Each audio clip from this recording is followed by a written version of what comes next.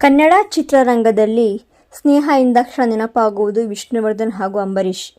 ಅವರಿಬ್ಬರೂ ತಮ್ಮ ಸಿನಿಮಾಗಳ ಹಾಗೂ ಸರಳ ವ್ಯಕ್ತಿತ್ವದಿಂದ ಇಂದಿಗೂ ಸಹ ಎಲ್ಲರ ನೆನಪಿನಲ್ಲಿ ಸದಾ ಉಳಿದಿದ್ದಾರೆ. ನಾಗರಹಾವು ಸಿನಿಮಾ ಸಮಯದಿಂದ ಶುರುವಾದ ಇಬ್ಬರ ಸ್ನೇಹ ಅವರು ಇಹಲೋಕ ತ್ಯಜಿಸುವವರೆಗೂ ಮುಂದುವರೆದಿತ್ತು. ಮೊದಲ ಚಿತ್ರದಲ್ಲಿ ಇಬ್ಬರು ಹೀರೋ ವಿಲನ್ ಆಗಿ ಕಾಣಿಸಿಕೊಂಡಿದ್ದರು. ಆದರೆ ಜೀವನದುದ್ದಕ್ಕೂ ಇಬ್ಬರೂ ಒಂದೇ ತಾಯಿಯ ಮಕ್ಕಳಂತೆ ಬಹಳ ಆತ್ಮೀಯವಾಗಿ ಬಾಳು ಬದುಕಿದ್ದರು. ಸ್ನೇಹಕ್ಕೆ ಮತ್ತೊಂದು ಹೆಸರೇ ಅಂಬಿ ವಿಷ್ಣು ಎಂಬುವಂತಿದ್ದರು. ಇವರ ಸ್ವಭಾವಗಳು ಬೇರೆಯಾಗಿತ್ತು. ಆದರೆ ಇಬ್ಬರು ಒಬ್ಬರನ್ನೊಬ್ಬರು ಅರ್ಥ ಮಾಡಿಕೊಂಡಿದ್ದರು. ಉತ್ತರ ಧ್ರುವ ದಕ್ಷಿಣ ಧ್ರುವ ಎಂಬಂತಿದ್ದ ಅಂಬಿ ಹಾಗೂ ವಿಷ್ಣು ಆಪ್ತಮಿತ್ರರಾಗಿದ್ದರು. ಹಾಗಂತ ಇಬ್ಬರು ಒಬ್ಬರನ್ನೊಬ್ಬರು ಬದಲಾಯಿಸುವ ಗೋಜಿಗೆ ಹೋಗಿರಲಿಲ್ಲ. ತಾವು ಇದ್ದಂತೆಯೇ ಇಬ್ಬರು ಒಬ್ಬರನ್ನೊಬ್ಬರು ಒಪ್ಪಿಕೊಂಡಿದ್ದರು. ಅಂಬರೀಷ್ ಅವರ ಬಗ್ಗೆ ವಿಷ್ಣುವರ್ಧನ್ ಅವರಿಗೆ ಬಹಳ ಕೇರಿಂಗ್ ಇತ್ತು. ರೆಬಲ್ ಸ್ಟಾರ್ ಬೆಳವಣಿಗೆಯನ್ನು ಸಾಹಸ ಸಿಂಹ ಆನಂದಿಸುತ್ತಿದ್ದರು.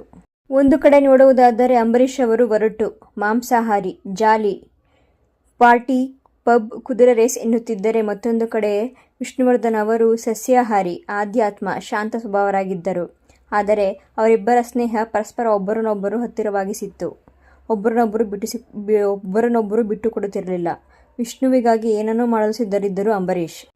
ಅಂಬರೀಷ್ ಹಾಗೂ ವಿಷ್ಣುವರ್ಧನ್ ಅವರ ಸ್ನೇಹ ಒಡನಾಟದ ಬಗ್ಗೆ ನಿರ್ದೇಶಕ ನಾಗತಿಹಳ್ಳಿ ಚಂದ್ರಶೇಖರ್ ಸಂದರ್ಶನವೊಂದರಲ್ಲಿ ಮಾತನಾಡಿದ್ದಾರೆ.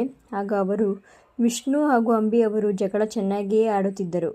ಪೇಪರ್ ಓದೋ, ಇವತ್ತು ಡೆಲ್ಲಿಯಲ್ಲಿ ಏನಾಗಿದೆ ನೋಡ್ಕೊಳ್ಳೋ ಎಂದು ವಿಷ್ಣುವರ್ಧನ್ ಪೇಪರ್ ತಂದು ಕೊಟ್ಟರೆ ಅಂಬರೀಷ್ ಅವರು ಹೋಗು ಎಂದು ಬಿಡುತ್ತಿದ್ದರಂತೆ.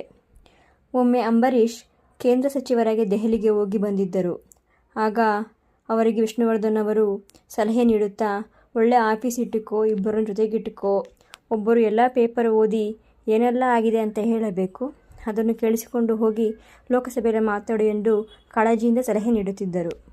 ಅಂಬರೀಷ್ ಅವರ ಸ್ವೇಚ್ಛಾ ಪ್ರವೃತ್ತಿಯಿಂದ ಅವರಿಗೆ ತೊಂದರೆ ಆಗಬಾರದು ಹಾಗೂ ಅವರು ಸುದ್ದಿ ಆಗಬಾರದು ಎಂದು ವಿಷ್ಣುವರ್ಧನ್ ಅವರು ಕಾಳಜಿ ವಹಿಸುತ್ತಿದ್ದರು. ಅಂಬರೀಷ್ ಅವರು ಮಂತ್ರಿಯಾದಾಗ ವಿಷ್ಣುವರ್ಧನ್ ಬಹಳ ಸಂತಸ ಪಟ್ಟಿದ್ದರು.